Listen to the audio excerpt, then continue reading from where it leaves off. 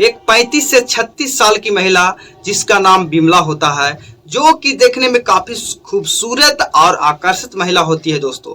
सुबह के 4 बजे के आसपास वह मंदिर में चली जाती है। वह मंदिर में पूजा अर्चना करने के लिए नहीं गई थी। वहां पे पूजा अर्चना करना तो एक बहाना था उसका। जैसे वह मंदिर के अंदर प्रवेश करती है तो वहां एक पुजारी बैठा होता है और उसका नाम अमरनाथ होता है दोस्तों। अमरनाथ की उम्र 28 साल के आसपास ही होती है। वह उस पुजारी से मिलती है, दोनों के अंदर बातचीत होता है। जब दोनों की बातचीत बन जाती है तो फिर इसके बाद अमरनाथ पुजारी उस महिला को लेकर मंदिर के तहखाने में चला जाता है दोस्तों। मंदिर के तहखाने में जाने के बाद वह महिला बिमला अपनी ही मर्जी से इस पुजारी के सामने एक एक कपड़ा उतारना शुरू कर देती है। इसके बाद इस घटना में जो कुछ होता है बहुत ही हैरतगेंज समय घटना बन जाती है दोस्तों। घटना में आगे बढ़ने से पहले बस केवल आपसे एक रिक्वेस्ट है कि आप अपने इस चैनल को सब्सक्राइब कर लें, वीडियो को एक लाइक कर दें दोस्तों। आप जहां कहीं से भी हमारी वीडियो को देख रहे हैं, आप अपना प्यारा सा नाम और सिटी का नाम कमेंट बॉक्स में जरूर लिखें, ताकि आने वाली वीडियो में मैं आपका नाम ले सकूं। तो नमस्कार दोस्तों, आज की हमारी घटना की शुरुआती होती है उत्तर प्रदेश के मुजफ्फरपुर नगर जिले से। इसी मुजफ्फरपुर नगर जिले में एक छिचरौली गांव पड़ता है और इसी गांव में रहने वाले गोविंद सिंह, जिसकी उम्र 38 से 39 साल के आसपास की होती है। गोविंद सिंह की पत्नी जिसका नाम बिमला देवी बताया जाता है दोस्तों, और उसका उम्र 36 साल के आसपास की होती है, जो कि देखने में काफी बेहद खूबसूरत और आकर्षक महिला होती है। बिमला का पति गोविंद सिंह ईटा के भट्ठे का जो कामकाज किया करता था, और जैसे ही वह कामकाज किया करता था तो बड़ी मेहनत और लगन से अपने कामों को भी कर लिया करता था दोस्तों। और ईंटों के भट्ठे का कामकाज करके वो इतना पैसा कमा लिया करता था जिससे उसका घर का जो गुजारा है अच्छे तरीके से हो सके। दिन गुजरते जाते हैं दोस्तों। एक दिन गोविंद सिंह जैसे ही ईंटों के भट्ठे पर काम काज करने के लिए जाता है, और ईंटे के भट्ठे पर जाने के बाद ट्रॉली के अंदर ईंटें भरकर जैसे ही वह चल पड़ता है तो बीच रास्ते में गोविंद सिंह का एक्सीडेंट हो जाता है दोस्तों। जैसे ही एक्सीडेंट होता है तो कुछ लोग वहां पर होते हैं जो उनको हॉस्पिटल में पहुंचा देते हैं। गोविंद सिंह की हालत बहुत ज़्यादा है, जो खराब हो चुकी है दोस्तों। यहाँ पे खराब हो जाती है उनकी हालत बहुत ज़्यादा, और फिर डॉक्टर गोविंद सिंह का जो है इलाज करना शुरू कर देते हैं। जैसे उसकी पत्नी बिमला देवी और जैसे ही गोविंद सिंह की माँ लीला देवी को इस बात के बारे में पता चलता है तो दोनों ही हॉस्पिटल में पहुंच जाती है दोस्तों। डॉक्टर से मिलती है, डॉक्टर से बातचीत की जाती है। बातचीत के दौरान डॉक्टर कहने लगता है कि गोविंद सिंह का जो एक्सीडेंट हुआ है उसमें उसका जो नीचे का हिस्सा है वो बिल्कुल खत्म हो चुका है। उसका जो प्राइवेट पार्ट है वो भी डैमेज हो चुका है, और भविष्य में वह तुम्हें खुश नहीं कर पाएगा। वहां पर जो बिमला देवी होती है वो काफी परेशान हो जाती है। अब उसके बाद जैसे ही 15 दिन का वक्त गुजरता जाता है तो बिमला देवी जो अपने पति गोविंद सिंह को लेकर अपने घर पर आ जाती है दोस्तों। घर पर ही रहकर अपने पति की सेवा करने लगती है। इस तरीके से दोस्तों लगभग 2-3 महीने का वक्त गुजर जाता है, और 2-3 महीने का जब वक्त गुजर जाता है तो अब बिमला देवी परेशान रहने लगती है।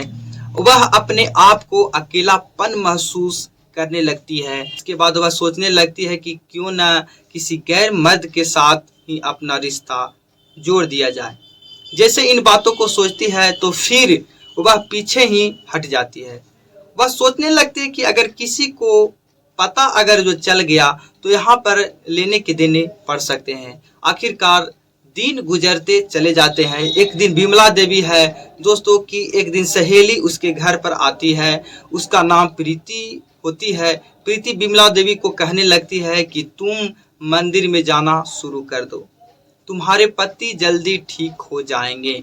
बिमला देवी सहेली की बात को मान लेती है। यहाँ पे अपनी सासू लीला से कहने लगती है कि मुझे कल सुबह मंदिर में जाना है, और इस तरह से जैसे अगली सुबह होती है तो विमला देवी जो है वो घर से सज धज कर तैयार होकर पूजा अर्चना करने के लिए मंदिर में चली जाती है।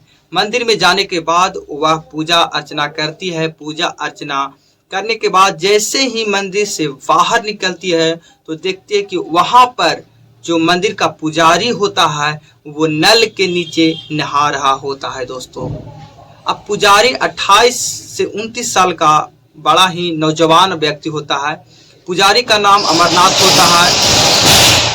अब यह महिला उस पुजारी को देखकर उसके पास चली जाती है, उसे प्रसाद वगैरह देती है। पुजारी कहने लगता है कि तुम्हारी जो तबीयत है वह काफ़ी ख़राब रहती है, तुम्हारे घर का जो माहौल है वह भी ख़राब रहता है।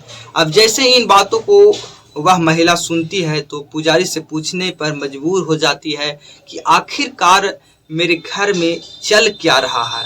तभी पुजारी कहने लगता है कि तुम्हारे घर में क्या परेशानी है। अब इसके बाद जो आपकी सारी परेशानियां, सारी मुसीबतें बताते हुए कहने लगती है कि मेरा पति ऐसे करके जो है उसका एक्सीडेंट हो गया था।